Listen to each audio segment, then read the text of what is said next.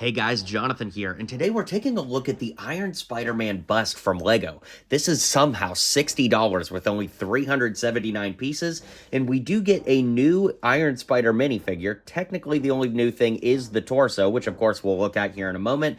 But guys, I don't understand. How is a 379 piece set $60? I literally do not get it.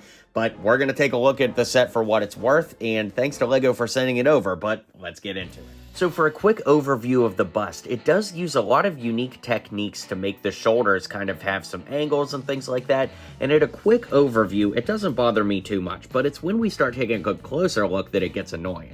Now, first and foremost, we have a black base for this, and if you look on the box, you can see there's an alternate way to build it that you can display the minifigure attached. It just comes with 3 extra pieces, and you basically just reorganize how the bottom of the set is built, but I would never display my minifig next to it because my minifigs have their own display, and to be honest, if LEGO hadn't sent me this is a set that I would really struggle with buying because of that price point, so I might just get the minifig, you know, on Bricklink or something like that at a later date and time if LEGO hadn't sent it, which of course I'm very grateful for, but that doesn't change the fact that I do not feel any strong positive feelings for this set.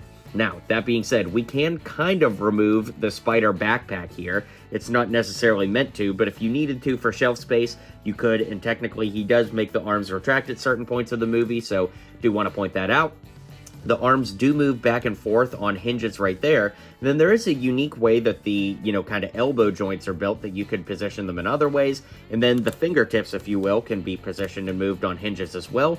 Other than that, the only posability, of course, is that the bust can move from side to side in case you want to display it, kind of like at an angle or something. And to that point, the head is on a ball joint and can move as well.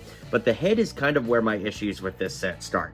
If we take a look at it much closer, you can see that there are huge gaps where the eyes are that you can see right into the head, and I don't know that I personally could have designed it better, but then again, like I've said, this isn't a set that particularly interests me, so there's that.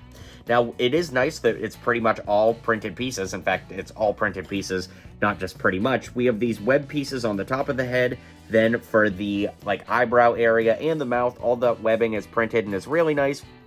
And this piece for the spider on the torso is printed as well.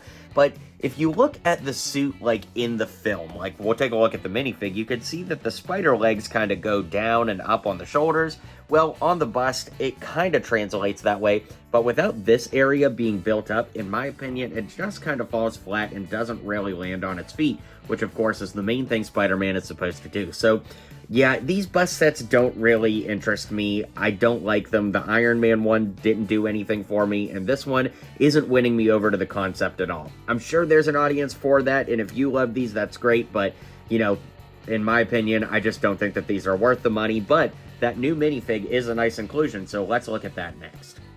So this is the Iron Spider minifigure that's included in the set, and of course the main draw here is the arm printing.